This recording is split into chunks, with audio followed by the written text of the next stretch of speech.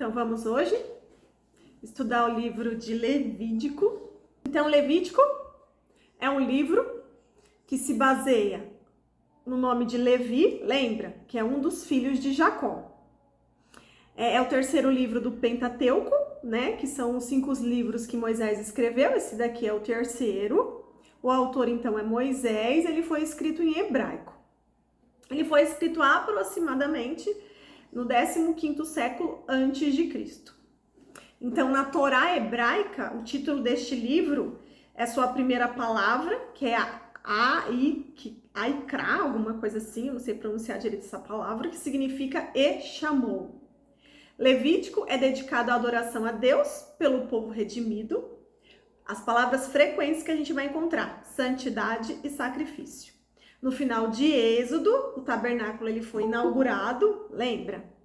Né? E agora, a partir daqui do livro de Levítico, eles não adoram mais lá no Monte Sinai, e sim é no tabernáculo, né? Lembra lá no finalzinho de Êxodo, que a Shekinah, a glória de Deus se manifestou ali no tabernáculo. Esse livro ele tem 27 capítulos, e hoje falaremos de todos, se Deus quiser. Então vamos lá, primeiro para entender, né? Vamos aí tentar memorizar para ficar mais fácil da gente absorver o conteúdo. Então, quais são os tipos de leis que tem na Bíblia? Tem leis civis e leis de proteção, que é para reger a nação de Israel, a gente viu lá em Êxodo capítulo 21. Tem as leis cerimoniais envolvendo sacrifícios e ofertas de animais, que a gente já vai ver aqui em Levíticos. Tem as leis de saúde para o bem-estar humano, também vamos ver em Levítico lá no capítulo 11. E as leis moral que expressam o caráter de Deus, que nós já vimos lá em Êxodo, que é os 10 mandamentos. A gente tem que lembrar que nessa época não era como hoje, né? Que hoje é tudo organizado, tudo padronizado. Lá não, eles só tinham Deus. A referência deles era Deus. Era um governo teocrático, né? Então era Deus que passava tudo para eles, instruía eles sobre tudo. Então vamos lá, algumas palavras-chave que a gente tem que entender aqui em Levítico. Primeiro, sacrifício. A gente vai ler bastante, né? Sacrifício. Tinha que ser um macho sem defeito, e isso remete o quê? A Jesus, né? Que é o Cordeiro perfeito, sem pecado, né? E não pode subir para Deus alguém com pecado. Por isso, né, que Jesus teve que vir e morrer por nós, porque fazia parte do plano de Deus.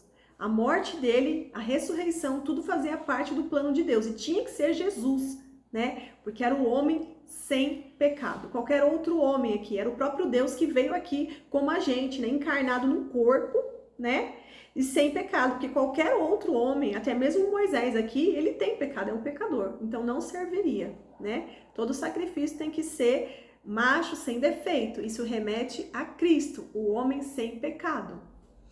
Holocausto, o que é holocausto? É uma vida entregue totalmente a Deus, né? É o sacrifício principal, é onde queimava ali o animal inteiro. Aí nós vamos ouvir falar também sacrifício pelo pecado, onde usava o sangue para expiação, a gordura como cheiro suave que sobe a Deus, e o restante era queimado. E o sacrifício pacífico era para comer junto com Deus, era uma refeição em comum entre Deus e o sacerdote. Uma parte era separada para o sacerdote e a outra era separada para queimar, para subir para Deus. Não era permitido, não era. Mel, porque representava a bondade humana, e Deus não aceita a bondade natural humana. Se formos ter bondade, precisa ser a bondade de Deus, que é a bondade perfeita, e não a nossa. Por isso que a gente sempre fala, Deus é bom, nós não somos bons, né? Porque a nossa bondade é natural, é humana, não se compara à bondade de Deus. E o mel representa isso, a bondade humana. Não era permitido fermento, né, que representa rebeldia e orgulho. Deus não aceita. Fermento infla, né? Quando você joga o fermento, o que ele faz? Ele infla, né? E é isso que a rebeldia e o orgulho faz. Eles se espalham rapidamente. Deus não aceita. Era permitido. Sim, era permitido. O sal, porque ele representa a permanência da aliança com Deus.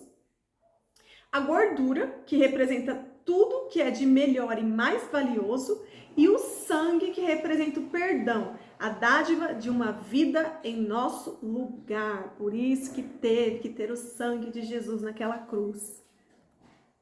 Levítico, capítulo 1. Então lembra, holocausto, essa parte vai falar do holocausto. Nada para si e tudo para Deus. Uma vida entregue para Deus. Versículo 1. Da tenda do encontro, o Senhor chamou Moisés e lhe ordenou: diga o seguinte aos israelitas: quando alguém trouxer um animal como oferta ao Senhor, que seja de gado ou de rebanho de ovelhas, se o holocausto for de gado, oferecerá um macho sem defeito. Até sublinhei, lembra? Macho sem defeito. Ele o apresentará à entrada da tenda do encontro para que seja aceito pelo Senhor. E porá a mão sobre a cabeça do animal do holocausto, para que seja aceito como propiação em seu lugar. Então o novilho será morto perante o Senhor, e os sacerdotes, descendentes de Arão, trarão o sangue e o derramarão nos lados do altar, que está na entrada da tenda do encontro. Depois se tirará a pele do animal, que será cortado em pedaços. Então os descendentes do sacerdote Arão acenderão o fogo do altar e arrumarão a lenha sobre o fogo. E em seguida, arrumarão os pedaços, inclusive a cabeça e a gordura, sobre a lenha que está no fogo do altar. As vísceras e as pernas serão lavadas com água. E o sacerdote queimará tudo isso no altar. É o holocausto, oferta preparada no fogo, de aroma agradável ao Senhor. Então, a gente ouvindo tudo isso e vendo esse fogo que está no slide, né?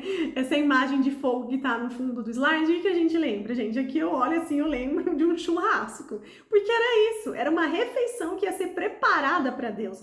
O cheiro, lembra quando você assa picanha na churrasqueira e que cai a gordurinha da picanha? Não sobe o cheiro? Exatamente, era o cheiro suave. E aqui a gordura Deus aceita, é algo de melhor que tem, né? Então dá pra gente usar hoje em dia pra gente conseguir entender. Era como se fosse um churrasco, era uma refeição que eles faziam ali, que oferecia a Deus. E nos próximos versículos desse mesmo capítulo estão as instruções para os outros tipos de animais, que eu não vou ler, né, porque daí vai ficar muito cansativo, mas depois vocês podem ler com calma. Mas eu coloquei essa parte aqui para a gente poder entender, né, muita coisa assim a gente lendo, a gente fala, nossa, mas não tô entendendo, é sobre o que isso? É exatamente isso, era uma refeição ali oferecida para Deus. Nada para si, tudo para Deus, uma vida entregue para Deus. E não poderia ser feito de qualquer jeito. Você viu que aqui Deus ele descreve ali corretamente como que ele queria que tudo fosse feito. Não era de qualquer jeito. Então pega o animal inteiro e bota lá, né, na churrasqueira e queima tudo. Não, não era assim que deveria ter feito. Deus dá as instruções certinho de como deveria ser feito. Assim como a gente, quando vai separar a carne para fazer o churrasco, a gente não pega. Você pega o boi inteiro e coloca na churrasqueira? Não. Você vai no açougue, você compra picanha, você já compra as partes separadas. E aqui não tinha isso. Eles tinham que preparar tudo, né? Então Deus dá certinho as instruções de como eles deveriam fazer. Aí agora a gente já vai para o capítulo 2. Capítulo 2 vai falar, agora no versículo 1, sobre a oferta dos alimentos. Então, versículo 1. Quando alguém trouxer uma oferta de cereal ao Senhor, terá que ser da melhor farinha. Sobre ela derramará óleo e colocará incenso. E a levará aos descendentes de Arão, os sacerdotes. Um deles apanhará um punhado da melhor farinha com óleo, juntamente com todo o incenso, e o queimará no altar como porção memorial. É a oferta preparada de fogo de aroma agradável ao Senhor. Versículo 3. O que restar da oferta de cereal pertence a Arão e seus descendentes. É parte santíssima das ofertas dedicadas ao Senhor, preparadas no fogo, onde comiam junto com Deus. Lembra que eu, lá no primeiro slide, está falando que tem uma das ofertas, que era pacífica, que tinha uma parte que era separada para os sacerdotes e a outra era queimada para Deus, né? Então aqui é onde eles comiam, onde eles faziam a refeição junto de Deus, os sacerdotes. Versículo 4. Se um de vocês trouxer uma oferta de cereal assada no forno, seja da melhor farinha, bolos feitos sem fermento, amassados com óleo, ou pães finos sem fermentos e untados com óleo. Aqui, nessa tradução que eu peguei aqui da Bíblia Online, essa tradução é NVI, tá escrito óleo, mas a maioria é azeite, tá? É o azeite, é o mais puro azeite, não é qualquer óleo não, é o azeite. Versículo 5. Se a sua oferta de cereal for preparada numa assadeira, seja da melhor farinha, amassada com óleo e sem fermento.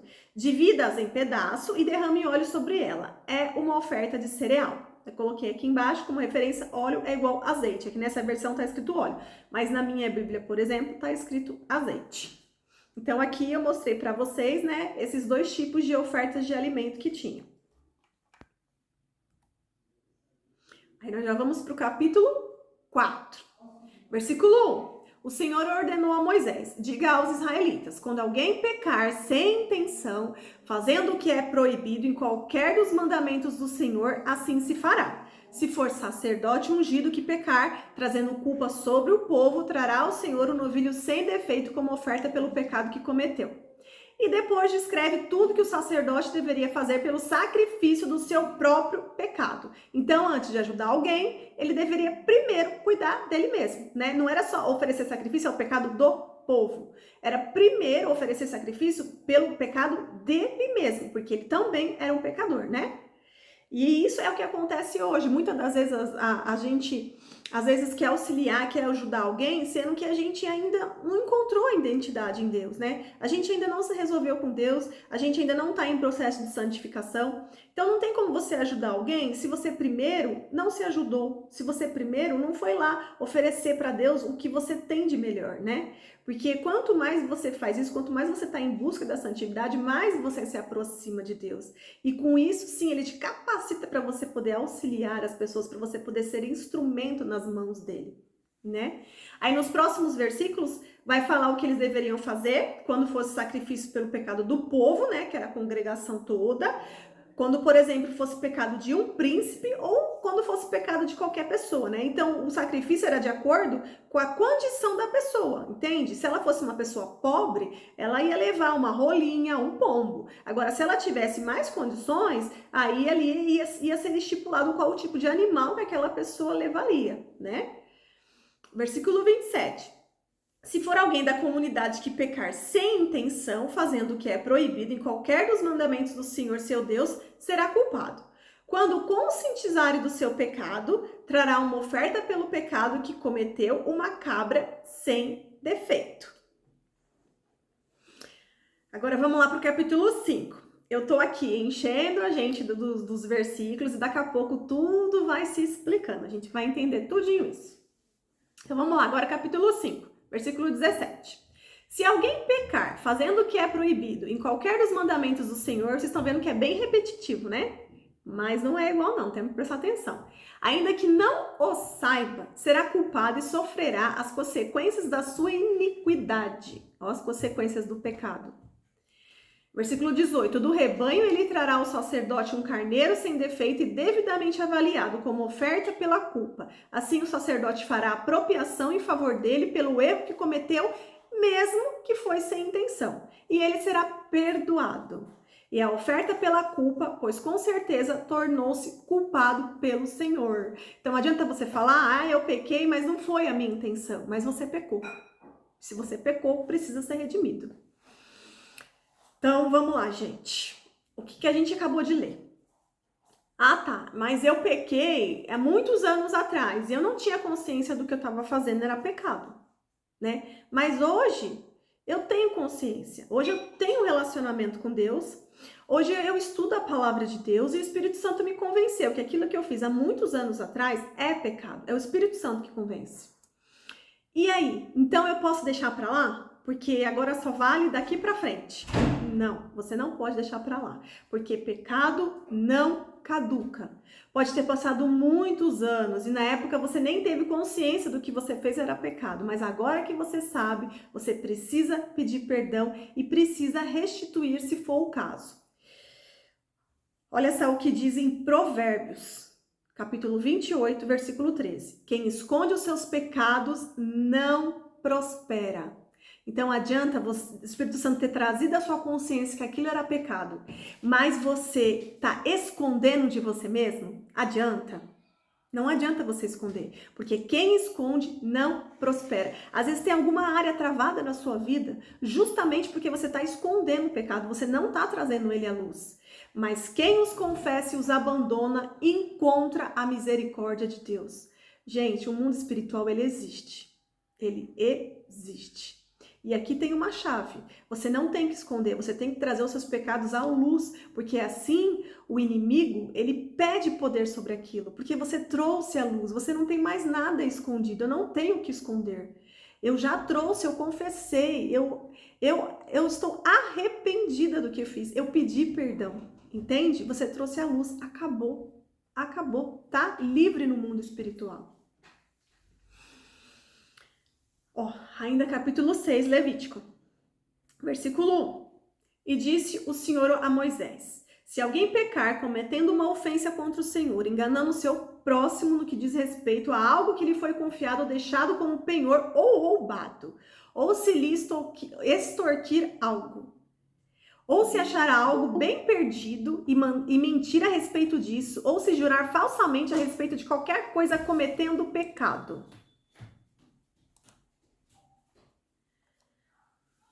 Versículo 4.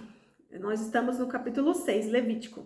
Quando assim pecar, tornando-se por isso culpado, terá que devolver o que roubou, ou tomou mediante extorsão, ou que lhe foi confiado, ou os bens perdidos que achou. Versículo 5. Ou qualquer coisa sobre a qual tenha jurado falsamente, fará restituição plena, acrescentará a isso 1/5 do valor e dará tudo ao proprietário no dia em que apresentar a sua oferta pela culpa. E por sua culpa trará ao sacerdote uma oferta dedicada ao Senhor, um carneiro no rebanho sem defeito e devidamente avaliado. Ou seja, pecado não caduca, e quando você roubou, você, além de confessar, além de se arrepender, além, né, de procurar o perdão de Deus, você ainda tem que restituir. Não é deixar para lá, não. É restituir. Gente, Deus, ele considera o pecado coisa séria. Pecado exige morte e sangue. É caro, não é barato pecar. Se fosse o caso aqui, que a gente acabou de ler nesses versículos, onde a pessoa tinha roubado e depois ali ela tomou consciência do que ela tinha feito, o que ela deveria fazer? Ela deveria seguir todas aquelas instruções que tem que fazer de sacrifício, e além disso, ela deveria ainda restituir o valor, né, ou o que ela tinha ali roubado, o que ela tinha pego como penhor, o que aconteceu ali, que ela fez um ato ali injusto, né, que ela tomou posse de algo que não era dela, ela tinha que devolver o que ela tinha roubado, e além de tudo, tinha ainda que pagar mais 20%, que era 1/5. Ela tinha que acrescentar 1/5 da parte, né? Então a gente precisa fazer o quê, gente? A gente precisa produzir no nosso coração o fruto do arrependimento. A gente precisa pagar o que deve como puder, mas a gente tem que pagar, né? E aí a gente começa a analisar e o Espírito Santo vai trazendo na nossa mente coisas que a gente fez há muitos anos atrás, que a gente fala, não, caiu no esquecimento, sabe? Uma coisa que você comprou há muitos anos atrás e que você não pagou, você deu calote. Pode ser para uma loja, pode ser para uma pessoa, não importa. Pecado não caduca. Se o Espírito Santo trouxe a sua mente, gente, se liberta, se liberta. Vocês não têm noção de como acontece no mundo espiritual, entende? Então, quando o Espírito Santo te traz a mente, o que você faz? Você vai lá atrás, mas eu não consegui ir atrás, dá um jeito, começa a pesquisar, dá um jeito de conseguir ir atrás, entende? Vai atrás, porque Deus está vendo ali a sua intenção, o seu esforço de realmente ali ser perdoado por aquilo que você fez, né? Por aquilo que o Espírito Santo te trouxe à sua consciência. Então vá atrás, né? Se informe, restitua aquilo que você pegou e que não era seu, ou que você deixou de pagar. Ah, mas eu não tenho dinheiro, eu não tenho condições de fazer isso. Tudo bem, chega na pessoa e fala, olha, há muitos anos atrás eu fiz isso, isso e aquilo, eu estou completamente arrependido, eu peço perdão e no momento eu não tenho condições financeiras de te pagar, mas olha, todo mês eu posso te restituir com R$50, né? Quando eu tiver condições eu vou te pagando um valor maior, mas faça isso. Talvez a pessoa, ela nem precise, ela vai te dizer, ó, tá perdoado, pode ir em paz, tá perdoado, não precisa pagar. Ok, mas no mundo espiritual quebrou ali aquela corrente que tinha com você daquele pecado, você tá livre e áreas serão liberadas. É importante, gente. E às vezes o Espírito Santo nos convence. Comigo mesmo, várias vezes, o Espírito Santo me convenceu de coisas que aconteceu mas muitos anos atrás, que eu nem tinha consciência, sabe? Às vezes, quando você é jovem, que você faz as coisas, que você fala, foi só uma diversão, não tinha maldade. Como assim não tinha maldade? Se o Espírito Santo te trouxe a consciência, vá atrás e peça perdão, restitua o que você fez, entende? Você tem que se redimir. Não importa o que as outras pessoas falam, não, mas não tem problema. Tem sim, gente. É você com Deus, não é você com as outras pessoas, com o que as outras pessoas acham. É você com Deus, é o Espírito Santo. Ele te convence e você vai e toma a atitude e libera, traz o seu pecado à luz. Você não está mais preso por aquele pecado, entende? O inimigo não tem mais poder sobre aquilo em você, porque você foi perdoado. Capítulo 6, Levítico, versículo 12. Mantenha-se aceso o fogo no altar, não deve ser apagado. Toda manhã o sacerdote acrescentará lenha, arrumará o holocausto sobre o fogo e queimará sobre ele a gordura das ofertas de comunhão. Mantenha-se o fogo continuamente aceso no altar, não deve ser apagado. Então, gente, o fogo do altar, ele vem originalmente de Deus, mas somos nós que devemos mantê-lo aceso, né? Lá o sacerdote, ele tinha que usar um combustível, né? Aqui tá escrito na Bíblia, a lenha. Ele tinha que usar para poder manter o fogo aceso, né? E nós também temos que manter o fogo do Espírito Santo aceso em nós. E como que a gente consegue manter? Qual que é a lenha necessária para a gente manter o Espírito Santo? Sabe esse fogo aí que tá no fundo do slide? É o fogo do Espírito Santo que a gente vai ver mais para frente lá em Pentecoste. É o fogo, entende? E esse fogo aceso, sabe, que começa a queimar de dentro para fora, quando você está estudando a palavra, quando você está orando, quando você vai num culto e que o pastor ele libera uma palavra, quando você está no louvor adorando a Deus e começa a queimar aqui dentro, sabe? É esse fogo do Espírito Santo. E para você poder manter ele aceso, você tem que o quê? Ficar firme no seu relacionamento com Deus. Você tem que aprender a palavra. Tem, gente, a gente aprende a palavra e é algo assim insaciável. Você quer porque quer aprender e depois que você lê todo o livro, que você entender tudo, você volta e lê tudo de novo, infinitamente, infinitamente, gente, porque sempre vai ter algo novo para a gente poder aprender e aplicar na nossa vida. Então é a palavra, é a oração, é fazendo adoração a Deus, tudo isso mantém ali a chama do fogo aceso do Espírito Santo dentro da gente. Lembra do louvor que eu mandei ontem para vocês? O de ontem. Falava o quê? Só então hás de ver que o Senhor, Ele tem poder quando tudo deixares no altar. Ou seja, você tem entregado o holocausto, gente. É tudo para Deus. Tudo para Deus. Você tem entregado tudo para Deus no altar? Tudo, tudo, tudo. O seu achismo, as suas opiniões, o seu orgulho, tudo, gente, é entregar tudo no altar. Entrega tudo, tudo, tudo que você tem no altar. Em primeiro lugar é Deus. Não adianta colocar coisas ou pessoas na frente de Deus. Você não vai conseguir manter a chama acesa desse jeito. É sempre Deus em primeiro lugar, sempre. Se tem algo aí que você não entregou ainda no altar de Deus, entrega. Entrega tudo para Deus, tudo. Não tem como de vez em quando você ficar entregando e depois você tomar o controle de novo da sua vida. Entrega e deixa, confia, gente, confia. Não importa o que as pessoas falam. Não importa o que as pessoas digam do seu comportamento ou sobre o que você está fazendo. Se você está baseado na palavra, fica firme. Isso é o relacionamento com Deus. Entrega no altar. Capítulo 7, Levítico, versículo 1. Esta é a regulamentação da oferta pela culpa, que é a expiação, que é a oferta santíssima. E depois descreve tudo como deveria ser feito. Aí no versículo 11, esta é a regulamentação da oferta de comunhão que pode ser apresentada ao Senhor. E depois descreve tudo como deveria ser feito esse sacrifício pacífico. Lembra lá nos primeiros slides que eu coloquei as leis? Então, naquela época, todas as leis estavam descritas na Bíblia. O governo é teocrático, era tudo Deus que ensinava e que instruía eles, exatamente tudo. Por isso que essa parte de Levítico ela é tão explicativa. Ela tem tantas instruções, porque eles dependiam tudo de Deus, não tinha outro meio, eles não eram organizados, eles não tinham ministérios, eles não tinham governo, presidente, nada disso, eles dependiam tudo de Deus. Aí nos versículos, no capítulo 7 de Levítico, nos versículos 22 ao 27, vai falar da proibição de comer a gordura e o sangue. Depois vocês leiam lá. Lembra que lá nos primeiros slides que eu coloquei, a gordura para Deus é o que tem de melhor e o sangue não pode comer também. Lá tá escrito. Nos versículos 28 ao 38, fala da porção dos sacerdotes. Né? Lembra que eu falei para vocês que às vezes eles faziam as refeições, tinha alguns tipos de sacrifício, que eles faziam as refeições junto com Deus, né? E do 28 ao 38 fala das porções, porque os sacerdotes, gente, eles dedicavam a vida deles exclusivamente para isso. Era tudo para Deus, entende? Então eles não tinham outras funções, né? Como a gente.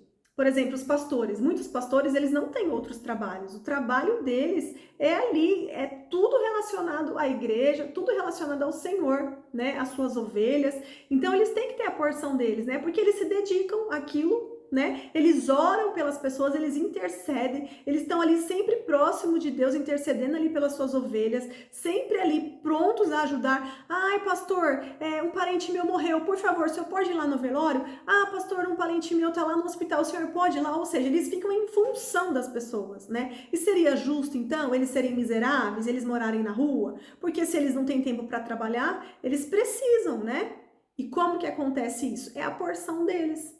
Né? Então, muitas vezes também, isso acaba ultrapassando o limite, né? Porque tem que ter sempre um equilíbrio em tudo, né? Mas, gente, se aquele pastor você vê, ele tá dentro da palavra, jamais as pessoas podem dar o dízimo ou alguma oferta, entende? Com aquela intenção ruim no coração, dizendo, eu tô dando para dizer que eu dei, mas, na verdade, pastor, é tudo folgado. Eles que vão trabalhar. Como assim, gente? Eles trabalham para Deus. Avalia tudo que eles fazem, eles estão ali, né? Qualquer coisa que vocês precisam, você recorre ao quem? Ao pastor, não é? É só a gente precisar para a gente começar a mudar a mentalidade e ter esse entendimento. E fora, gente, que nas igrejas precisa do quê? Tem que pagar aluguel, tem que pagar luz, né? A luz é super alta, na minha casa já é alta, imagina na igreja. Aquele mundaréu de luzes, né? O ar-condicionado, tudo ali, tudo vai energia. Tem que pagar água, eles têm que limpar, gente, é uma porção de coisas para fazer. E aquele local é a casa de Deus, onde a gente se reúne, né? Então é importante a gente ter entendimento sobre a porção dos sacerdotes.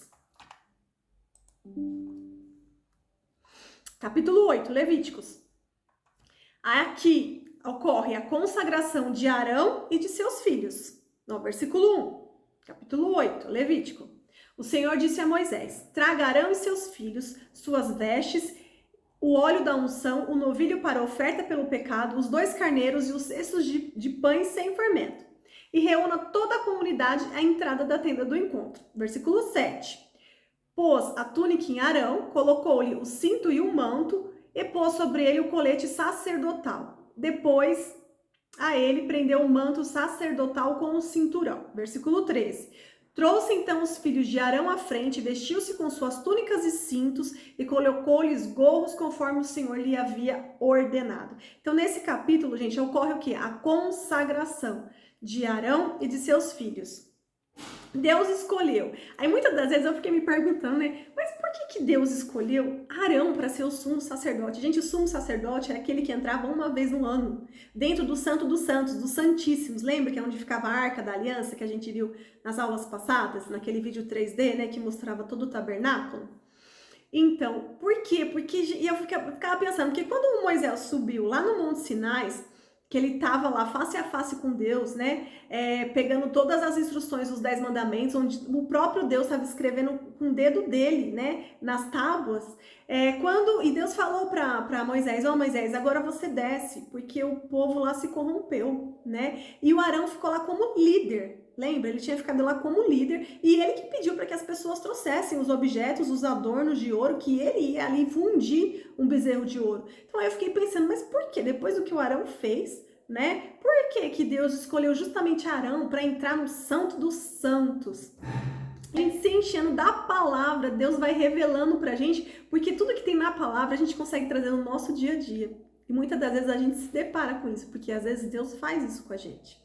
Então, ó, Deus escolheu Arão e seus filhos para sumo sacerdote e sacerdote. E eu creio que Deus escolheu Arão justamente porque Arão fez aquele bezerro de ouro. Por quê? Porque toda vez que Arão entrasse no Santo dos Santos, ele ia se deparar com a Arca da Aliança. E vocês lembram o que tinha na Arca da Aliança? Eram as 2 tábuas, a vara do Arão que floresceu e os pães da proposição.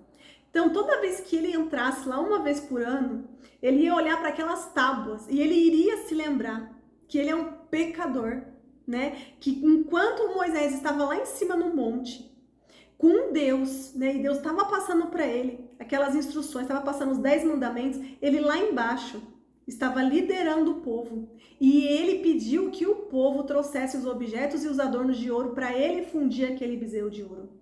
Né? Então, toda vez que ele se deparasse ali com a Arca da Aliança, que ele visse as tábuas, ele ia se lembrar, né? Que ele é um pecador, que ele não era justo, entende? E aí muitas das vezes isso acontece com a gente, né? Às vezes a gente faz as coisas erradas e mesmo assim Deus abençoa a gente. Mesmo assim você fala, meu Deus, mas eu nem mereço, eu não sou merecedor, olha o que eu fiz, eu não quero isso.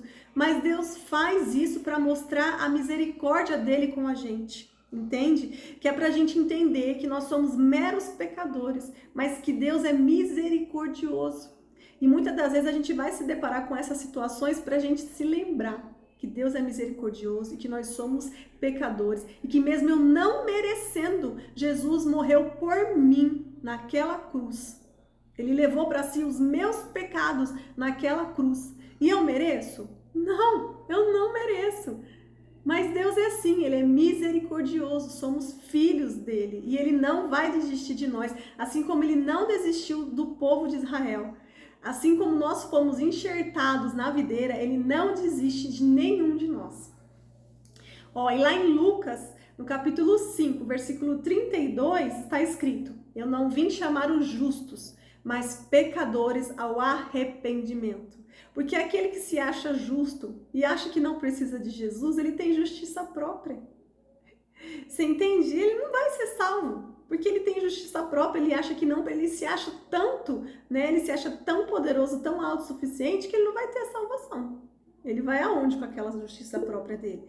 Agora, aquele que se submete a Deus, que se humilha perante Deus, entende? E que permite que o Espírito Santo lhe mostre o quanto você é pecador, esse sim. É para esse que Jesus veio, né? Os pecadores ao arrependimento. E esses somos nós. Ó, eu coloquei essa imagem que mostra, eu printei naquele vídeo, essa parte, ó, mostra as 2 tábuas, né, quando abria a Arca da Aliança, que ela tinha uma tampa, lembra que ficavam os 2 querubins em cima, abria e dentro tinha a área de Arão, que floresceu, as tábuas da lei, os 10 mandamentos, e tinha a vasilha com o pão da preposição. Aqui tá escrito vasilha com maná. Não é, eu acho que era com maná mesmo, gente. O pão da preposição ficava lá na frente, né? Eu acho que aqui era vasilha com maná mesmo. Aí depois a gente vai pesquisar pra não ficar em dúvida. Então agora a gente vai pro capítulo 9. Ah, pode falar, Elô. Eu só vi agora a sua mãozinha. Não, tudo bem. Esse negócio de arrependimento, dessas questões de roubar que você comentou, eu lembrei da passagem que estava Jesus na cruz e os 2 ladrões, né? E a gente tem essa representação de que um lado estava uma pessoa toda orgulhosa, né? Mas muito pecadora, e do outro lado estava o outro homem se arrependendo dos seus pecados. Ele se arrependeu de todos eles e ele mesmo assim aceitou Deus e ele foi salvo, e Jesus disse que no mesmo dia ele estaria com eles nos céus. Aí eu lembrei Exatamente. dessa passagem, eu queria comentar, porque representa muito os 2 lados, né, do que as pessoas pensam hoje em dia. Isso mesmo, Elô. Muito bem lembrado, né? Aquele ladrão da cruz, ele aceitou Jesus, ele reconheceu que Jesus era o próprio Deus. Ele reconheceu e por isso ele foi salvo. E o outro não, o outro caçoou, o outro debochou. Então ele não foi salvo. Isso mesmo, Elô, obrigada. Agora a gente vai para o capítulo 9, versículo 1. 8 dias depois, Moisés convocou Arão e seus filhos e as autoridades de Israel. Então, neste capítulo, os sacerdotes iniciam o seu ministério. E eles ficaram, gente, 7 dias na tenda do encontro, aguardando o período de consagração, e no 8º dia só que eles iniciaram o ministério. Então, tinha toda ali uma preparação, né? Deus deu todas as instruções do que eles tinham que fazer para essa consagração e eles fizeram. Isso é no 8º dia que eles ali iniciaram, né, o ministério deles. No versículo 22. Aqui, gente, me faz lembrar uma vez que eu escutei o testemunho. Isso, essa parte aqui me faz lembrar de um testemunho que eu ouvi. E que o menino falava, né, que uma mulher pegou ele porque ele estava perdido na rua, né? E a mulher, ela dava sopa na rua à noite, ele estava perdido na rua com fome, ele foi para aceitar a sopa. E a mulher perguntou para ele se ele queria ir para casa dela. E aí ele falou para ela, mas lá vai ter um lugar quente para mim dormir, vai ter alimento? Ela falou, vai. Então ele foi achando que a mulher ia ajudar ele, né? Mas na verdade a mulher, ela era macumbeira e ela deixou ele trancado num quarto escuro. Mas ele falou por mais dias, não eram 7 dias, eram por muito mais dias, né? Até o corpo dele se preparar para poder receber as entidades. E aí a gente vê que, gente, Satanás, ele não é criativo, lembra? Ele não foi feito à semelhança e imagem de Deus, nós temos criatividade, mas Satanás não. Então, tudo que essas religiões, gente, que afrontam a Deus, fazem, na verdade, tudo Satanás copiou da Bíblia, tudo. Se você observar tudo, gente, é filme, é livro, tudo é copiado da Bíblia, tudo. Porque Satanás, ele não tem criatividade, tudo ele copia de Deus, né? E é para deixar bem claro que tudo que essas religiões fazem, gente, é muito errado. Jamais tem que ter sacrifício de animais ou de pessoas, nada disso. A gente está estudando a Bíblia, a gente vai entender, a gente vai abrir a nossa mente, vai conseguir entender tudinho isso. Porque depois de Jesus, entende? Porque, gente, o pecado, para ser perdoado, ele precisava de sangue, ele precisava de um sacrifício, né, de alguém sem pecado. Mas quando Jesus veio, ele fez isso. E amanhã é sexta-feira santa, a Páscoa, domingo, que a gente comemora o que? A ressurreição de Cristo, né? Então Jesus já fez isso. Depois de Jesus não tem que ter mais sacrifício de sangue nem de animal e nem de nada. E a gente vai estudar aqui ainda em Levítico, a gente vai ler, né, que eles até sacrificavam crianças, né, oferecendo a Moloque, né, e isso até hoje existe, né, pode ter certeza que existe. Tudo isso Satanás tirou da Bíblia, porque Satanás, ele quer o quê? Ele quer que adore, que faz sacrifícios para ele, né? O pessoal aí de outras religiões, às vezes mudam o nome, colocam outros nomes aí em principados e potestades, assim como lá no Egito tinha, lembra aqueles principados e potestades? E Deus enviou aquelas pragas justamente para vencer cada principado e potestade. E no começo, Deus permitiu, né, que aqueles feiticeiros fizessem também, mostrassem ali algum poder que eles tinham, que é para mostrar pra gente que o inimigo também tem poder em algumas coisas. Então tem esses trabalhos de macumbaria, de umbanda que fazem, que a gente fala, eu fiz tal simpatia, fiz tal coisa e deu certo. Porque os principais e potestades, o Satanás, ele tem ali um certo poder, sim, ele tem. Mas o mais poderoso é Deus. E quando Deus vem com a sua mão, ele derruba tudo. Isso a gente viu lá no Egito. Lá em Êxodo, né? Deus pode mostrar isso pra gente através da sua palavra. Então, gente, quem hoje em dia faz um tipo de coisa dessa... Por quê? É porque padece por falta de conhecimento. Pergunta para a pessoa se ela leu a Bíblia, se ela entendeu. Não é só ler, né? Porque daí começa a ler, acha muito difícil, e aí lê rápido, não entendi nada. Não, gente. A Bíblia é para você ler, é para você mastigar, é para você meditar, é para você entender. Tem alguma palavra lá que eu não entendi? Vai pesquisar, se reúne aqui com a gente, vamos juntas estudar. Eu não sei de uma coisa, você sabe de outra, a gente troca informação. Se ninguém sabe, eu vou buscar informação, né? Eu tenho o auxílio da pastora Giovana, ela tem bastante experiência, ela sabe de muita coisa, eu busco informação com ela, busco revelação de Deus, né? Então a gente não vai mais padecendo por falta de conhecimento, não dá mais, né? Não dá nem mais tempo para isso.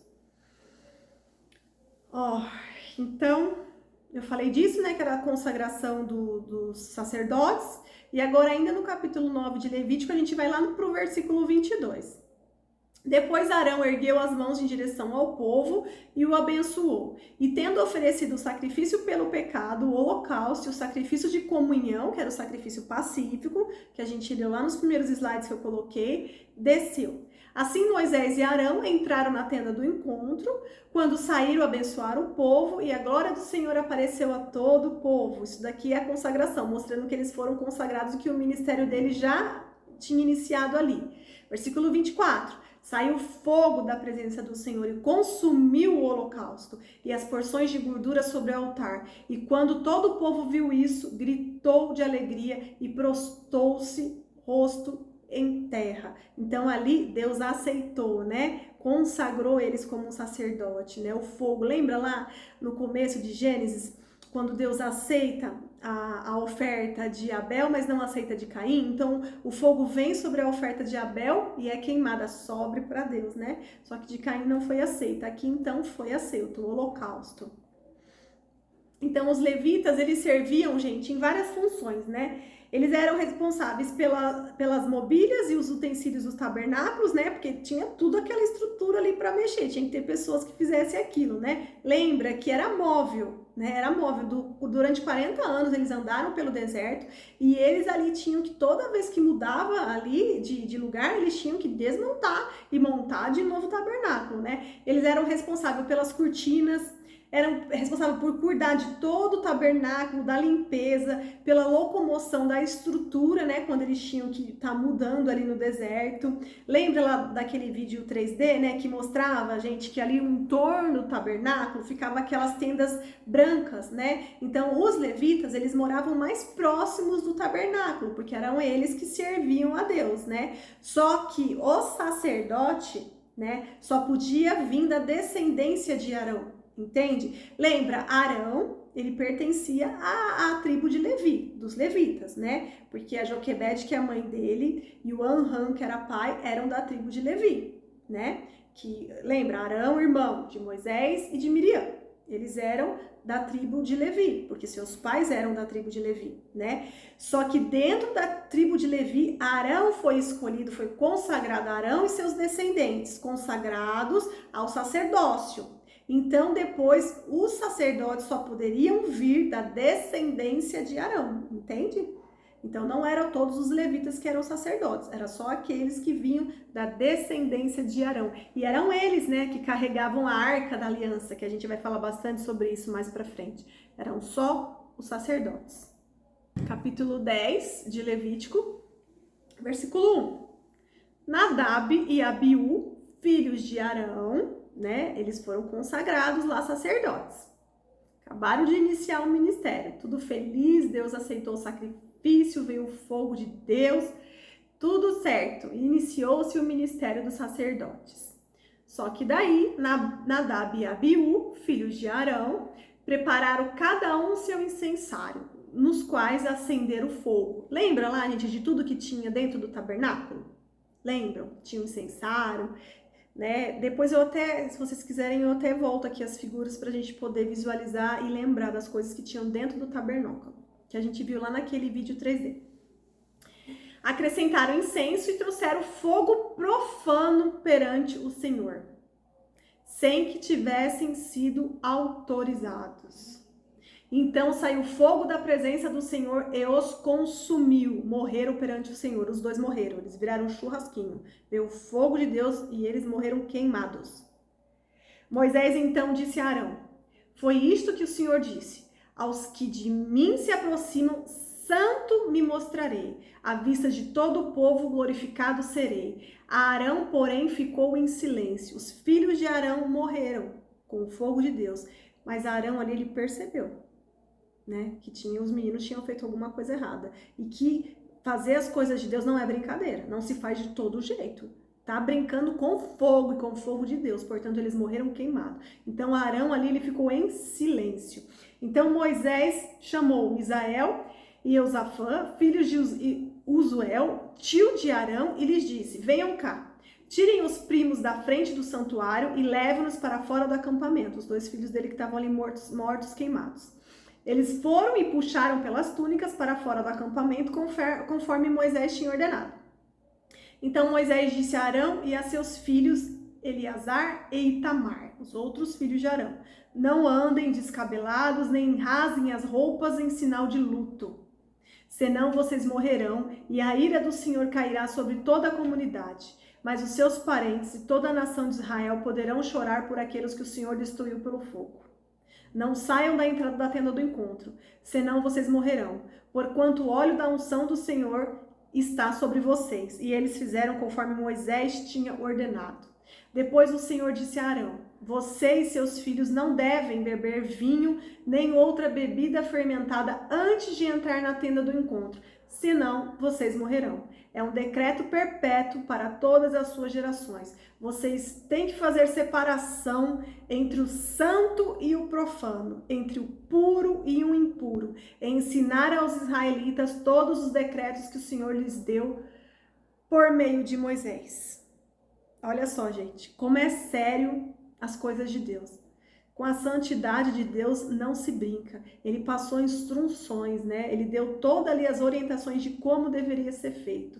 Ele deixa aqui bem claro que devemos fazer separação do santo e o profano, do puro e o impuro. E olha aí novamente falando de bebida alcoólica na Bíblia, né? E aqui Deus deixa bem claro. Deus não está deixando claro aqui que eles foram fulminados porque eles estavam alcoolizados, né? Porque eles estavam bêbados. Não é isso. Aqui só está falando, você e seus filhos não devem beber vinho, né? Então, deixa assim que aberto, né? A gente não sabe exatamente por que eles foram fulminados, porque na Bíblia não deixa claro, né? Só fala que o que? Eles apresentaram fogo estranho diante do Senhor, né? Então, algumas pessoas falam que esse fogo, né, insano, né, algumas possibilidades que pode ser, né, quais são os motivos que Deus pode ter matado eles, né? Um dos motivos algumas pessoas falam que é porque eles usaram um incenso errado, né? Outras falam que é porque eles usaram o incensário de forma errada. Outras falam que é porque eles pegaram a brasa do lugar errado. Lembra que tinha que ficar pegando a lenha, né? A brasa para poder ali ficar alimentando o fogo. E alguns falam que eles pegaram do lugar errado, né? Que eles estavam lá, vamos pegar aqui que é mais perto. Eles não quiseram fazer o que era correto, né? E outros falam também que pode ser porque eles estavam embriagados, porque logo depois naquele versículo que eu acabei de ler fala, né? Que Deus fala que não é para você chegar perto se você estiver embriagado, não é para chegar com um cheiro de bebida alcoólica, né? Então, assim, fiquem abertos, né? Mas ali deixa bem, Deus ali mostra. Deus, né, fez aquilo justamente para mostrar ali para todo mundo que não é para brincar com as coisas de Deus, né? Não tem que separar o santo do profano, não é para fazer de qualquer jeito. Tem que seguir exatamente o que Deus está instruindo, né? E ali a gente consegue ver, né, que provavelmente o que eles fizeram ali foi o quê? Faltou o quê? Faltou temor, né? Porque eles nunca imaginariam que Deus ia fazer isso com eles, né? Faltou zelo, faltou seriedade com as coisas de Deus, né? A Bíblia não deixa clara o que foi que eles fizeram para merecer aquilo, né? Mas a gente consegue ver que pode ter faltado zelo, temor, né? Ou seriedade com o que eles estavam fazendo para Deus. Então, gente, e ali na parte também que o Arão ficou em silêncio, né? A gente vê ali que o Arão, ele tinha consciência do que era moralmente aceitável a Deus, né? Ele tinha consciência, imagine, tudo que ele já tinha feito, né, aquela parte do bezerro, e aí ele foi escolhido, e aí ele deve ter entendido, né, por que os filhos dele foram mortos. Ele deve saber, por isso que ele ficou calado, né, ele falou, nem tem como reclamar, né, ainda mais que não adianta, em primeiro lugar é Deus, né, não adianta se rebelar. Se os nossos filhos fazem coisa errada, a gente eles foram instruídos, eles têm discernimento do que é certo e do que é errado, mas mesmo assim eles falam, faz de qualquer jeito, que tudo bem, ninguém tá vendo, né? E depois acontece, eles pagam pelas consequências, não adianta o pai querer passar a mão na cabeça e defender o filho, né? E foi isso que o Arão fez, ele ficou em silêncio, porque não tinha que ele fazer, ele sabia o que era moralmente aceitável a Deus, né? Quem ama seu pai ou sua mãe mais do que a mim, não é digno de mim. Quem ama seu filho ou sua filha mais do que a mim, não é digno de mim. Então, gente, a gente precisa ter essa consciência, né? A gente precisa colocar Deus sempre na frente dos nossos pais, dos nossos cônjuges, né? Da esposa, do marido, dos filhos, né? Não tem como, gente. Essa é a ordem. É Deus em primeiro lugar. Não adianta. E foi isso que o Arão fez. Ele fez o certo. Ele ficou em silêncio, né? Ele colocou Deus em primeiro lugar. Ele ia fazer o quê? Ele ia discutir com Deus, né? Deus, ele sabe de tudo. Deus sabe da intenção do nosso coração. Não adianta você querer discutir com Deus.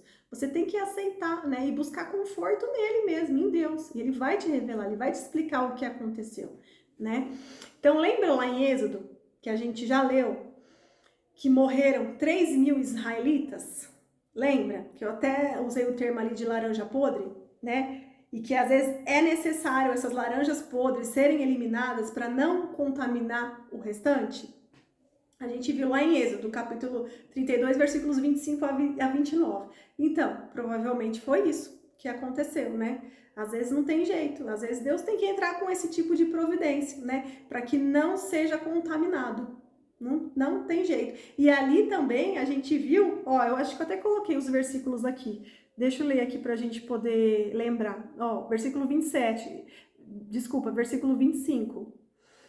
Moisés viu que o povo estava desenfreado e que Arão o tinha deixado fora de controle, tendo se tornado motivo de riso para os seus inimigos. Essa daqui é a parte lá do bezerro de ouro. Então ficou em pé à entrada do acampamento e disse: quem é pelo Senhor, junte-se a mim. Todos os levitas se juntaram a ele. Lembram os levitas, gente, que eram os que ficavam lá das tendas brancas, que ficavam em volta do tabernáculo? Todos os levitas se juntaram a Moisés.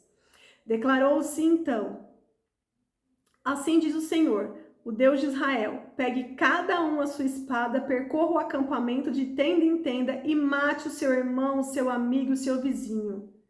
Fizeram os levitas conforme Moisés ordenou. Gente, eles fizeram o que Moisés tinha ordenado porque Deus tinha ordenado isso. E eles tiveram que matar, gente, o seu amigo, o seu vizinho, o seu irmão. Eles colocaram Deus acima de tudo, né? E naquele dia morreu cerca de 3.000 dentre o povo. E disse então Moisés: hoje vocês se consagraram ao Senhor. Ali os levitas foram consagrados, pois nenhum de vocês poupou o seu filho e o seu irmão, de modo que o Senhor os abençoou naquele dia, né? Isso a gente estudou lá em Êxodo. Então aqui mostra, né, que mesmo perante uma situação dessa, imagine, eles tiveram que matar o próprio irmão, né? Imagine aqui, os filhos de Arão foram mortos, mas Deus em primeiro lugar, e Deus sabe o que faz. Se Deus deu a ordem, cabe a gente somente a obedecer. É claro que pra gente hoje não se aplica isso, tá? Isso aqui é homicídio, pelo amor de Deus, não façam isso. De jeito nenhum que vai ser preso. Mas a gente tá tentando entender por que naquela época era dessa maneira, né? E por quê? Porque não tinha como misturar, a gente tinha que ter santidade, né? A santidade de Deus ali, gente, era grandiosa demais, não tinha como brincar com isso, né? E aqueles que estavam sendo consagrados a sacerdotes tinham que levar isso a sério, não tinha como brincar e fazer de qualquer jeito. Eles tinham que ter temor. E por que, gente, né? Por que os filhos de Arão talvez não tiveram o zelo e o temor que era necessário? Porque, gente, a maioria ali, a maioria não, todos ali, né? Eles saíram do Egito, todos ali, faziam pouco tempo que eles tinham saído do Egito, né? Então, eles cresceram no Egito, naquele ambiente de idolatria, né? Eles idolatravam potestades, e Deus enviou, que eu já falei, já comentei com você, aquelas pragas justamente para combater, para derrotar cada um desses principados e potestades, né? E depois de tudo que eles passaram, ainda eles fizeram um bezerro de ouro. Ainda eles não tinham permitido, gente, né? Já passou todo aquele período, eles tinham atravessado o mar, todos aqueles milagres já tinham acontecido, né? E mesmo assim, ainda eles não tinham permitido que as mentes deles fossem renovadas, né? Eles ainda tinham, gente, inserido na mente deles a cultura, tudo que eles aprenderam lá no Egito, né? Tudo que eles cresceram lá no Egito, ainda estava dentro lá da mente deles, né? Então, isso serve pra gente também. Né? Não adianta, né? Oh, a partir de hoje eu aceitei Jesus, eu me batizei, só que daí você vai continuar do mesmo jeito que você era? Não, você vai nascer de novo. Isso é um nascer de novo, é uma renovação de mente. Você vai permitir que a palavra entre na sua mente e que ela seja renovada, né? Então é necessário a renovação de mente, né? Nem tudo aquilo que nos foi ensinado e construído na nossa consciência está de acordo com a palavra de Deus, entende? Não adianta você seguir só a sua consciência, porque às vezes o que foi inserido aí, a sua consciência, não está de acordo com a palavra de Deus. Em primeiro lugar, é a palavra de Deus. Então, as armas da nossa guerra, elas não são carnais, elas são espirituais e poderosas em Deus. E precisam ser usadas para destruir o quê? As fortalezas mentais. Os sofismas. O que é sofisma? Mentira estabelecida em sua mente como verdade. E toda altivez que se levanta contra o conhecimento de Deus. Então, a altivez se levanta contra o quê? Contra a palavra, contra o conhecimento de Deus. E o que é altivez? É quando você acha que o seu pensamento é correto e não olha o que a palavra de Deus diz. Né? É a palavra de Deus que diz o que é correto e não é o seu pai, não é sua mãe, não é os seus amigos. É a palavra de Deus. Deus pede para que tenhamos um coração ensinável para ocorrer a renovação da mente de acordo com o que Ele estabeleceu. Então a gente tem que pedir para Deus, Deus, tira esse coração de pedra daqui. Tira, Senhor, coloca um de carne, um coração que seja ensinável. Eu quero inserir a sua palavra, Senhor. Toda essa cultura que foi inserida aqui na minha mente desde a minha infância. Tudo aquilo que eu aprendi, Senhor, com os meus pais, com os meus amigos, com os meus parentes, que não estavam de acordo com a palavra de Deus. Aquilo que me foi ensinado, inserido na minha mente, que não estava de acordo com a palavra de Deus. Tira, Senhor, tira da minha mente, renova a minha mente com a sua palavra. Isso que é, gente, o metanoia, né? O processo de mudança de mentalidade. É permitir que a palavra do Senhor entre na nossa mente, para que a nossa mentalidade, a nossa mente, ela seja renovada, né? Então não adianta, às vezes, ficar considerando, mas a minha avó, a minha mãe me ensinou a fazer essas simpatias, isso daqui não tem problema. Tem problema, isso está na palavra do Senhor? Lá está escrito que isso agrada a Deus? Não, está escrito que não agrada. Então não faça. Não importa se foi alguém que você gosta muito, que você considera muito que te ensinou. Isso é errado. Então você tem que permitir que Deus renove a sua mente. Lembra? E entregar tudo no altar de Deus, tudo que tem aí dentro da sua mente que foi construído. Você tem que entregar no altar de Deus e permitir que Ele faça a renovação. E assim, aos poucos, você vai sendo liberto. Aos poucos, você vai entender o que é não padecer por falta de conhecimento. Né? A gente falando aqui é fácil falar, né? Mas a gente sabe que isso não é fácil na nossa mente. Todo mundo aqui tem algo que foi inserido, né? E que se você permitir que o Espírito Santo te convença, você vai ver que isso não está correto diante da palavra de Deus, né? Então a gente tem que permitir mesmo essa renovação de mente, né? Vamos ler aqui rapidinho, 1 Pedro, capítulo 1, versículo 17 ao 19. Lembre-se de que o Pai Celestial, a quem vocês oram, não mostra favorecimento. Ele o julgará de acordo com as suas ações. Por isso, vivam com temor durante o seu tempo como residentes na terra. Somos residentes na terra durante um período. Lembra, gente, o foco tem que ser a eternidade. Pois vocês sabem que o resgate para salvá-los do estilo de vida vazio que herdaram de seus antepassados. O que a gente herda aqui, de nós, pecadores, seres humanos? É um estilo de vida vazio desse mundo, porque o mundo é do maligno e nós estamos aqui inseridos nesse mundo, né? Não foi pago com simples ouro ou prata que perdem seu valor, mas com o sangue precioso de Cristo, o Cordeiro de Deus, sem pecado nem mancha. Ou seja, lembra do sacrifício de Jesus naquela cruz, por mim, por você e por todos nós, entende? E toda essa altivez e todos esses sofismas vão cair por terra em nome de Jesus e teremos a mente renovada. Glória a Deus. Mas para isso a gente tem que se permitir, né? Capítulo 11 de Levítico. Então esse capítulo, ele fala dos animais, né? Que pode e não pode comer. Tudo Deus orientava eles, tudo, gente. Então fala das ordenanças quanto à alimentação do povo da aliança, que devem ser consideradas, antes de tudo, como cuidado à relação à saúde. Então este capítulo vai falar, Deus vai mostrar tudo para eles, né? Vai orientar eles, o que eles podem e o que eles não podem comer, né? E todas essas ordenâncias quanto à alimentação do povo da aliança, elas devem ser consideradas, antes de tudo, como um cuidado em relação à saúde deles, né? Precisamos ter em mente, gente, que naquela época, né, é o que eu já falei anteriormente, eles tinham um governo teocrático, era tudo baseado em Deus, né? Naquela época não existia vigilância sanitária, não tinha Ministério da Saúde, não tinha nada disso, né? Não tinha. Então, tudo eles precisavam receber ali a orientação de Deus, né? Ó, um versículo 46 do capítulo 11. Essa é a regulamentação acerca dos animais, das aves, de todos os seres vivos que se movem na água e de todo o animal que se move rente ao chão. Vocês farão separação entre o impuro e puro, entre os animais que podem e que não podem ser comidos. Então ali Deus dava todas as orientações, né? Não pode comer urubu, né? Tudo ali Deus explicava por que não pode. Porque aquilo fazia mal à saúde, entende? Depois, com o tempo, com os estudos, a gente foi descobrindo várias coisas, né? Que Deus está relatado ali na Bíblia, né? Mas que a gente não entendia o porquê. Mas depois, conforme os anos foram passando, foi evoluindo, né? Teve a ciência, tudo se vai estudando e foi vendo que realmente várias coisas dali não se podia, ainda mais naquela época, né? Onde eles não tinham recursos, né? Onde não tinha industrializado, onde não tinha conservantes, não tinham várias coisas que hoje a gente tem, né? Então tinha que realmente ter esse cuidado. Deus ali era o Ministério da Saúde deles e orientava eles em tudo, até em relação à alimentação. Hoje em dia, em relação à carne de porco, por exemplo, a gente sabe que tem que estar bem cozida, ela tem que estar completamente cozida, né? Não pode ter nenhuma parte crua, porque se tiver ali um cisto, né, pode transmitir a cisticercose, né? E pode ir para onde? Para o cérebro. E pode causar um dano muito grande para a pessoa, né? Então, ali Deus se preocupava com tudo, já sabia de tudo isso, e a gente nem sabia, nem tinha estudado sobre isso, mas Deus ali já sabia de tudo, porque foi Ele que criou, né? Tudo, então Ele já sabia.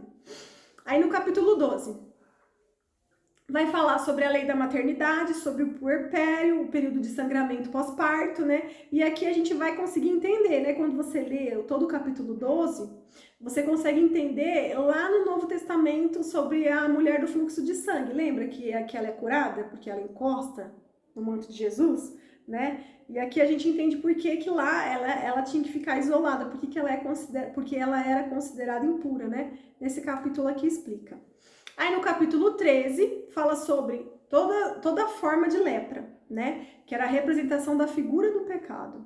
Né? O pecado, ele é perigoso, ele é contagioso, né? Em alguns casos a lepra ela era diagnosticada rapidamente e às vezes não, né? E temos que vigiar e discernir o pecado e não permitir a contaminação, né? Que é só uma representação para os dias de hoje, né? Então, quando diagnosticado, eles tinham que ficar isolados, né? Requer a confissão e a purificação. Nesse capítulo explica tudinho como que deveria ser feito. Aí no capítulo 14 e 15 fala sobre a purificação do leproso e a necessidade de purificação, né? E vale ressaltar que na Nova Aliança, no Novo Testamento, Deus é o mesmo Deus exigente. Santo, justo, gosta de limpeza e não gosta de doença, né? Deus não gosta de doença. Deus gosta do doente, mas não da doença, né, gente? A doença, ela vem como resultado de Adão, que atingiu a humanidade, né? Lá pela desobediência de Adão.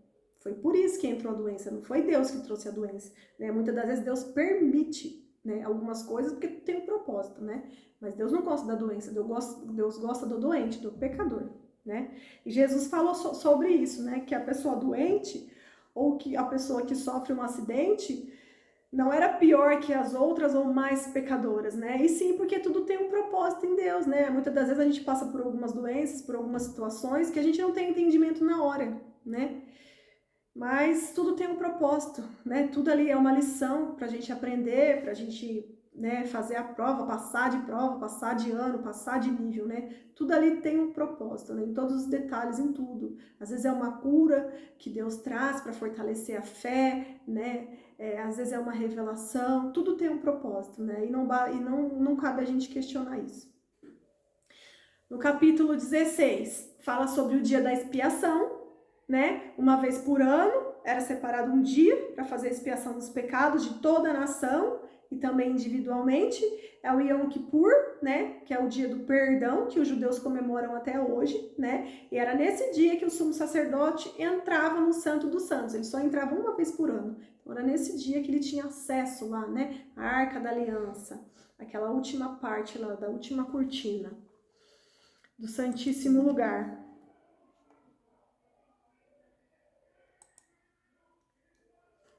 Ó, aí aqui vai falar, aí no capítulo 16 vai falar do bode expiatório, né? Eu já tinha ouvido falar bastante do bode expiatório, mas eu nem sabia que era da Bíblia, eu nem sabia o que significava isso, não fazia a mínima ideia.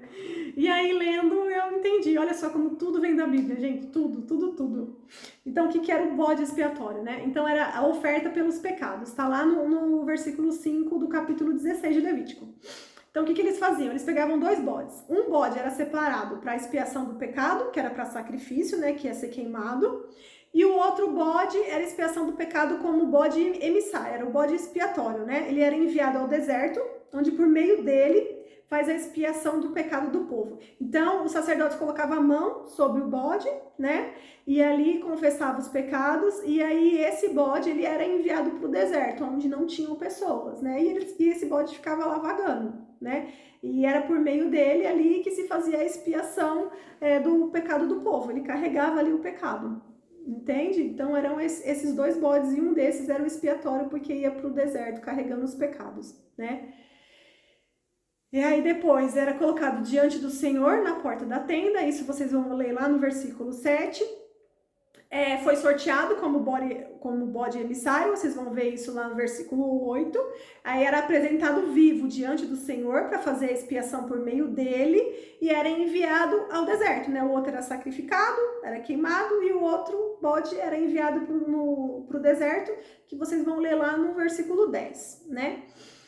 Ele recebe a imposição das mãos e leva para si todos os pecados do povo para o deserto. Vocês vão ler isso lá nos versículos 20 ao 22, né? Então, colocava a mão sobre o bode e ele carregava todos os pecados e ia para o deserto, né, gente? A palavra expiar significa purificação. Quando a gente fala expiação de pecados, né? Significa purificar, pagar pelos pecados por meio da expiação de Jesus Cristo. Podemos nos purificar para nos reconciliar com o nosso Abba, entende? Porque quando você peca, você está separado de Deus, né? O pecado ali é um bloqueio, você não tem acesso ao Abba, a Deus, né? Só que Jesus veio, ele foi o sacrifício perfeito, né? E ele nos deu esse acesso a Deus, não é? E a partir daí que nós fomos adotados como filho, né? Pudemos ser adotados como filho. Deus é o nosso Abba, o nosso Pai. A partir do sacrifício de Jesus, né? E Jesus, gente, ele fez o papel desses 2 bodes, né? Ele levou para si os pecados e morreu em nosso lugar. O sacrifício perfeito. Aí quando as pessoas falam, nossa, mas, né, a pessoa fanática só fala de Jesus, Jesus te ama, Jesus te ama. É claro que Jesus te ama. Olha o que Jesus fez por mim e por você, gente. Vocês vão falar de quem? Vocês vão ficar idolatrando quem, né? Um famoso, um cantor? Não, é Jesus. Foi ele que fez tudo por nós naquela cruz, não foi nenhuma outra pessoa. O 17, eu não coloquei aqui, mas depois vocês leiam, né? Tem uma parte lá que fala também de idolatria, de prostituição, porque a idolatria é uma prostituição, né? Como se você estivesse se prostituindo com o ídolo, entende? Você tem o seu Deus, né? E você às vezes faz o quê? Pratica a idolatria, você está se prostituindo. É a mesma coisa do marido que tem a sua esposa, né? E às vezes ele pula cerca que vai se prostituir, entende? E depois volta. É a mesma coisa. Quando você pratica a idolatria, você está se prostituindo com outros ídolos, sendo que você só serve a um Deus. Você só tem que ter a um Deus. E é muito mais fácil isso, né, gente? Não precisa ficar adorando a outros deuses, nada disso, gente. É só um, é Deus. É Deus, é a Trindade. Deus, Jesus, o Espírito Santo. Então, ó, no capítulo 18, eu vou ler aqui porque é interessante. Diga o Senhor a Moisés, diga o seguinte aos israelitas, eu sou o Senhor, o Deus de vocês. Não procedam como se procede no Egito, onde vocês moraram. Nem como se procede na terra de Canaã, que é onde eles iam, eles estavam rumo a Canaã, né? Para onde os estou levando. Não sigam as suas práticas, né? Tá falando, não é para vocês seguirem lá o que faziam no Egito e nem na terra onde vocês vão entrar. Não é para vocês seguirem as práticas desses povos, né? Pratiquem as minhas ordenanças, obedeçam aos meus decretos e sigam-nos. Eu sou o Senhor, o Deus de vocês. Obedeçam aos meus decretos e ordenanças, pois o homem que os praticar viverá por eles. Eu sou o Senhor. Ninguém poderá se aproximar de uma parenta próxima para se envolver sexualmente com ela. Eu sou o Senhor. Não desonre o seu pai envolvendo-se sexualmente com sua mãe. Ela é sua mãe, não se envolva sexualmente com ela. Não se envolva sexualmente com a mulher de seu pai, isso desonraria seu pai. E quando a gente vai continuando lendo, ele está descrevendo ali item por item, que não é para se envolver sexualmente com tal e com tal pessoa, com parentela nenhuma. Deus deixa bem claro isso, né? Está descrito claramente aqui na Bíblia.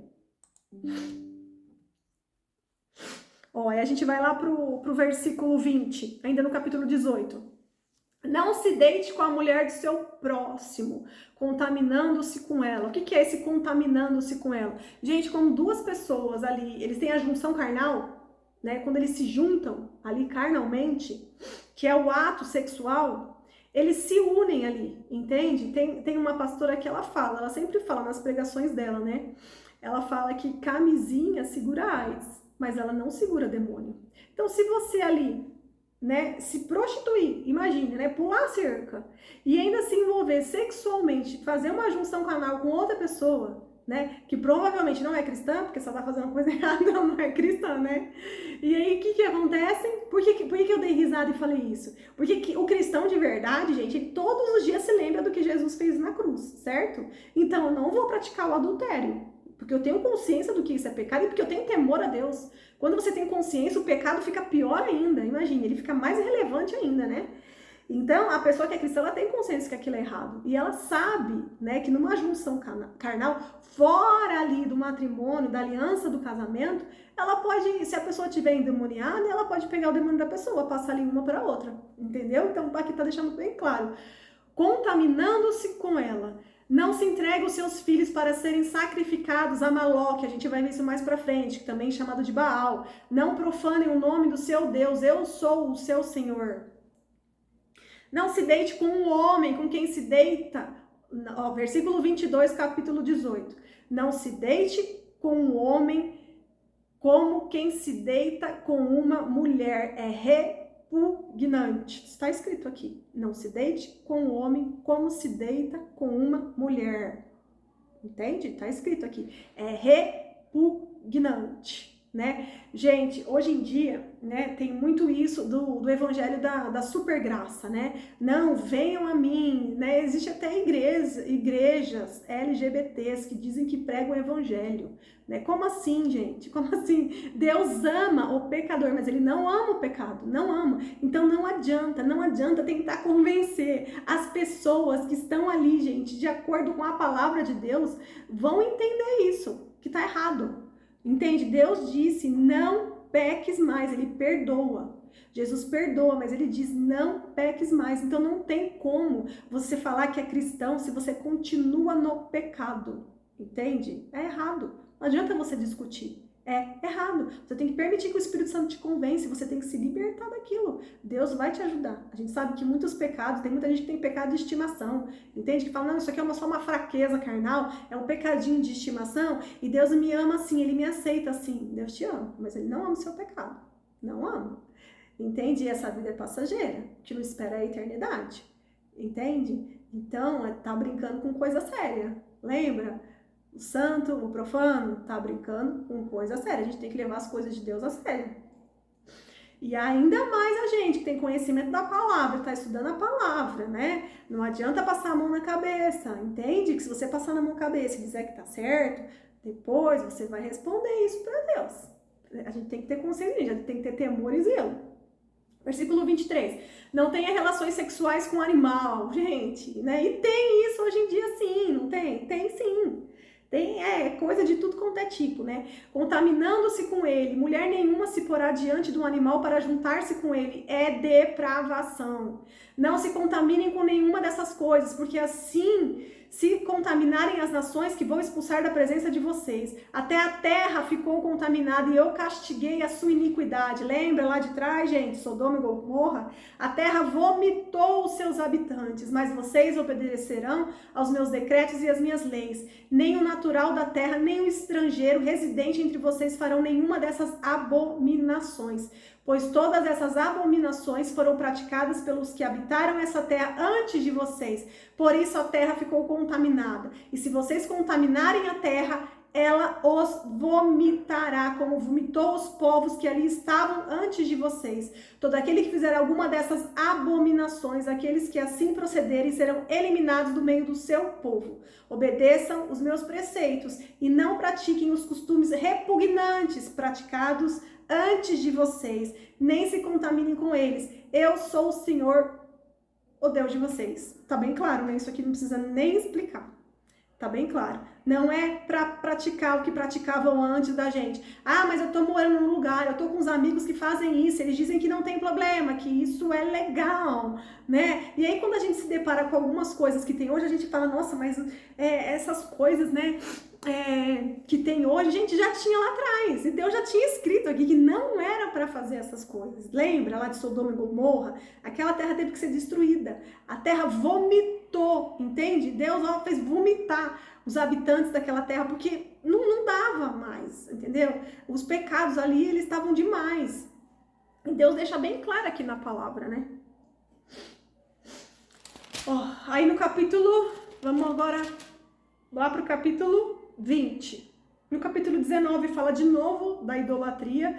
Depois, a partir do versículo 15, no capítulo 19, fala da exigência de justiça. Depois vocês leiam, essa parte também é legal. Mas vamos falar aqui do capítulo 20. O capítulo 20 é os regulamentos sobre sacrifícios humanos, o espiritismo e diversas imoralidades. Tudo está escrito na Bíblia, gente. Olha só. Versículo 1. Disse o Senhor a Moisés, diga aos israelitas, qualquer israelita ou estrangeiro residente em Israel que entregar um dos seus filhos a Moloque, terá que ser executado. O povo da terra o apedrejará. Nada de entregar crianças ou pessoas a sacrifícios, nada disso. Tem vários filmes que mostram isso, não mostra? Tem aquele filme Vikings lá que mostra que um era escolhido para ser o sacrifício. Isso é coisa de Deus? Não, é do demônio. Tá bem claro aqui, até naquela época que tinha que ter sacrifício de sangue antes de Jesus, não era para ninguém colocar uma pessoa como sacrifício, e muito menos criança. A gente vai ver isso mais pra frente, que tinha Baal, que pediu crianças como sacrifício. E os pais entregavam isso. Você acredita? Entregavam os próprios filhos a sacrifício de um demônio. E tem gente que não quer aceitar Jesus. Jesus morreu na cruz por nós, para pagar os nossos pecados. Entende? E resiste ao Espírito Santo. Não aceita Jesus publicamente porque tem vergonha. Vergonha. E tem gente aí, gente, que serve a demônio e entrega até o próprio filho para a morte como sacrifício. E a gente só tem que aceitar Jesus e reconhecer o sacrifício dele naquela cruz. Pelo amor de Deus, gente, não dá mais tempo. Vamos acordar, vamos logo. Versículo 3. Voltarei o meu rosto contra ele e o eliminarei do meio do seu povo, pois deu os seus filhos a Moloque, contaminando assim o meu santuário e profanando o meu santo nome. Deus já estava explicando aqui, porque o pessoal estava ali, né, eles iam passar ali, iam peregrinar ainda até chegar em Canaã. Então, eles veriam isso, né? E Deus já estava explicando tudo, já estava deixando tudo bem claro. Versículo 5. Voltarei o meu rosto contra aquele homem, contra o seu clã, eliminarei do meio do seu povo, tanto ele quanto todos os que o seguem, prostituindo-se com Moloque. Voltarei o meu rosto contra aquele que procurar médiuns e espíritas para segui-los, prostituindo-se com eles. Eu o eliminarei no meio do seu povo. Consagra-se, porém, e sejam santos, porque eu sou o Senhor, o Deus de vocês. Obedeçam os meus decretos e praticam-nos. Eu sou o Senhor que os santifica. Aqui, gente, fala muito também do quê? Do espiritismo. Sabe, pessoas que vão consultar os médiuns porque querem falar com uma pessoa, com um ente querido que morreu. A gente vai ver mais pra frente isso nitidamente na parte que Saul ele quer consultar, ele vai atrás de uma feiticeira, ele quer consultar a feiticeira para ela trazer Samuel, que já havia morrido. Quando o profeta Samuel estava vivo, Saul fugia, não queria ouvir. Aí depois, né, que aconteceu todas as desgraças com ele, aí ele se lembrou do profeta Samuel, que já havia morrido. Aí o que ele fez? Foi lá para uma feiticeira e pediu para a feiticeira para trazer o Samuel de volta, para que ele pudesse conversar com Samuel, né? E a feiticeira fez o quê? Fez ali, né, trouxe o quê? Um demônio, né, que falava como Samuel, né? E Saul, ele foi, gente, ungido como rei. Ele sabia de tudo e ele caiu ali na enganação, ele se prostituiu ali, né? Com aquela feiticeira, aceitando ali o que a feiticeira estava oferecendo para ele, tudo porque ele queria uma resposta de alguém que já tinha morrido. Entende? Ele tinha que procurar resposta em Deus, não era na feiticeira. Os mortos não voltam, não voltam. Gente, a gente pode ver que vários filmes também, tem alguns filmes, há muitos anos eu assisti, que não era nem filme de terror, era tipo de suspense. Eu não lembro que filme que era, mas que tipo assim, era uma criança e aí a criança estava desesperada atrás da mãe, só que a mãe já tinha morrido. E aí do nada aparecia a mãe, né, a imagem da mãe, assim, e a criança é minha mãe, minha mãe, e as pessoas falam, não vão, mas é minha mãe. Aí quando a pessoa chegava perto, a mãe, né, o demônio tirava aquela capa de mãe e se mostrava como demônio. É exatamente isso que acontece, né, os mortos eles não voltam. Ah, mas o morto, uma pessoa, um médium recebeu o morto e falou um monte de coisa que não tinha como a pessoa saber. O mundo espiritual existe, gente. Lembra que eu falei que até as paredes têm ouvido? Satanás, ele ouve tudo. Ele pode muito bem entrar no médium e falar tudinho que ele vai falar. Você vai falar isso. O morto, se ele aceitou Jesus, ele tá lá no paraíso. Não volta. Nem do inferno volta, não volta. O que o médium te falou é porque, gente, tudo que a gente fala aqui, o mundo espiritual tá ouvindo. Ele tá ouvindo. Entende? Aí vai lá, fala pro médium, você vai falar o Satanás, a entidade, vai lá e fala pro médium e o médium vai reproduzir aquilo que a entidade está falando. O que ele falou é verdade? Porque no momento que aquilo aconteceu, ele estava lá ouvindo, ele sabia de tudo, entende? Então é isso. Mas as pessoas, elas gostam de ser enganadas muitas das vezes, né? Porque elas querem o quê? Elas querem ali um conforto imediato, né? Elas querem ali ter aquele conforto e aquela palavra vai confortar elas por aquele momento, mas elas estão sendo enganadas. Completamente enganadas. A gente tem que buscar conforto em Jesus, na palavra de Deus para ser liberto e para ter entendimento, para deixar bem claro para todo mundo que a eternidade existe, o céu existe, o inferno existe. E a hora da gente resolver isso para o rumo da onde que a gente vai depois que morrer, agora, não é depois não tem, gente. As pessoas, elas são enganadas porque elas não meditam na palavra de Deus. Porque se elas começarem a estudar, elas vão começar a ser libertas. Aí vai, se libertando, cadeados que vão sendo quebrados, corrente quebrada, tudo vai sendo quebrado e você vai sendo liberto pela palavra de Deus. Então a gente falou, né, deixa eu ver aqui. A gente falou, então, o último foi esse que a gente falou, que é do Espiritismo. Aí agora a gente vai... aí a gente falou do Espiritismo no capítulo 20, né? Aí depois vocês leiam o capítulo 21, né, que fala dos regulamentos acerca dos sacerdotes. O 22, que fala da separação dos sacerdotes, né, que eles tinham que ser separados, não eram qualquer um, eles eram separados, eles foram consagrados, né? E aí agora a gente vai para o capítulo 23. Capítulo 23, versículo 1. Disse o Senhor a Moisés: diga o seguinte aos israelitas: estas são as minhas festas, as festas fixas do Senhor que vocês proclamarão como reuniões sagradas. Então são as festas fixas, né? Que são 8. Aí depois vocês leiam que vai estar explicando uma por uma, né? Aqui eu vou citar as 8. Então a primeira é o descanso, é o dia de sábado, né? A gente vai ter entendimento disso também, se a gente depois for lá em Marcos, capítulo 2, versículo 27 ao 28, anota aí que depois vocês vão lá e leiam. A segunda é a Páscoa, né? Que para os judeus é o livramento da morte dos primogênitos. Lembra? Páscoa, passar, né? Que eles colocaram sangue no umbrais da porta.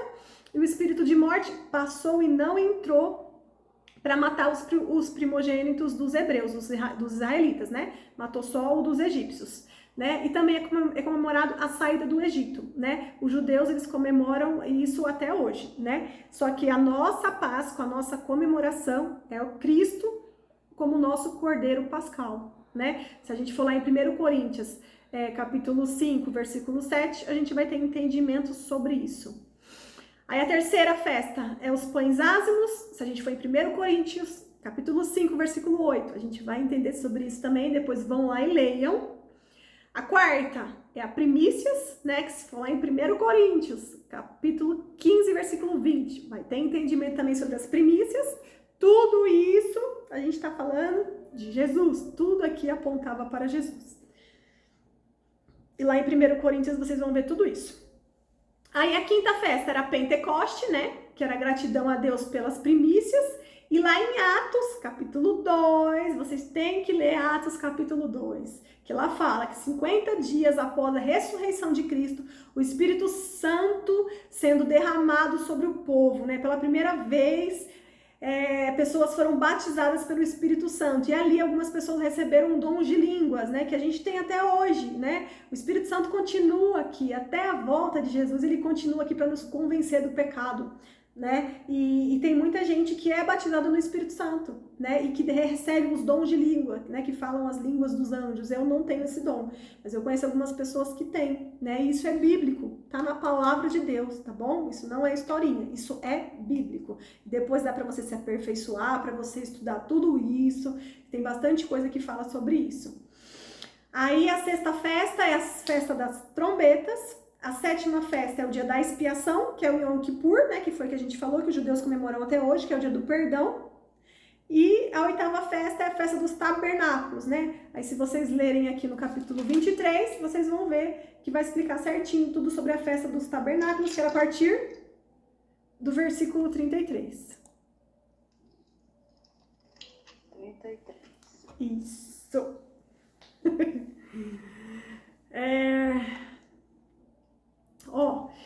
Aí, gente, lá em Colossenses, vocês conseguem observar, né, que a gente vai estudar Levíticos, mas a gente não fica só em Levíticos, porque a Bíblia toda se completa, né? Ela se completa, então a gente tem que ficar sempre indo em outro livro da Bíblia, porque tudo ali se completa, tudo se confirma, e assim a gente tem um entendimento, né, com mais facilidade. Se a gente for lá em Colossenses, capítulo 2, versículo 16 e 17, vai estar escrito assim: portanto, não permitam que ninguém os julguem pelo que vocês comem ou bebem, ou com relação a alguma festividade religiosa, ou a celebração das luas novas, ou dos 2 dias de sábado. Essas coisas são sombras do que haveria de vir. A realidade, porém, encontra-se em Cristo. Porque a gente fala, né, que nós, por exemplo, não separamos os sábados, né? Para nós, Jesus é o nosso descanso, né? E aí foi separado pela história. Quando você estuda, você vai ver, né, que foi separado há muito tempo atrás o domingo, né? O nosso domingo que foi determinado como descanso, né? Então, quem pode tirar o sábado para dia do descanso, né? Para ficar ali em comunhão com Deus, né? Tendo um relacionamento com Deus, estudando a palavra, ok, fica, mas muitas das pessoas não podem, né? E não é obrigado, porque depois com Jesus a gente tem esse entendimento, né? E aí eu até coloquei do lado ali, de cada festa, né, por exemplo, esse dia do descanso, se você for lá em Marcos, capítulo 2, versículo 27 ao 28, você vai ter esse entendimento, entende? Mas quem pode, porque, por exemplo, tem religiões que guardam o sábado até hoje, né, que são os adventistas. Eles seguem a Bíblia, sim, e eles guardam esse dia, ok, né? Se eles podem guardar esse dia, tudo bem, não tem problema. Mas não tem problema também quem não guardar, você vai pro inferno porque você não guardou o sábado? Não, você não vai pro inferno porque você não guardou o sábado. Tá bom? É a gente estudando que a gente vai ter esse tipo de entendimento. Então, gente, aqui nos slides eu coloquei até o 25, que eram as festas. Lembrem as festas fixas de Deus, né? Que o povo judeu comemora até hoje, né? São essas 8 festas. E eu coloquei assim para ficar mais fácil de visualizar e poder entender, né? Esse foi então o capítulo 23. Aí eu coloquei nos slides. Agora, o resto eu não coloquei, só vamos passar aqui. O capítulo 24 vai falar das leis adicionais, promessas e advertências, aí depois vão lá e leiam, né? Fala também do pão da preposição, no capítulo 24, fala também da pena do pecado de blasfêmia, que é algo muito importante, a partir do versículo 10. Vão lá e leiam. Depois, no capítulo 25, vai falar a lei da terra, o ano sabático, né? Ali vocês vão entender sobre essa parte do ano sabático.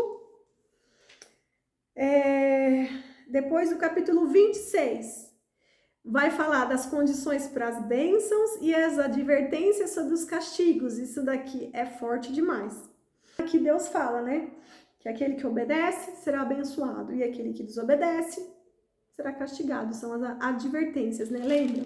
Obediência gera bênção e desobediência gera maldição. É consequência, né? Não tem como. Tem que confessar o pecado, se arrepender, pedir perdão e restituir, se for o caso. Aí no capítulo 27 é os votos especiais, depois vocês podem ler, né? E aí finaliza Levíticos, né? Então os pontos importantes, né, que são que são mais relevantes, eu coloquei nos slides, e não que o resto não seja relevante, porque tudo é relevante, tá bom? Tudo. Mas o resto é de mais fácil entendimento, até mesmo para ler sozinho, né? Então vocês vão conseguir ler depois esses últimos capítulos finais sozinhos, para depois a gente entrar em números. Então terminamos. Glória a Deus. Muito obrigada, Senhor.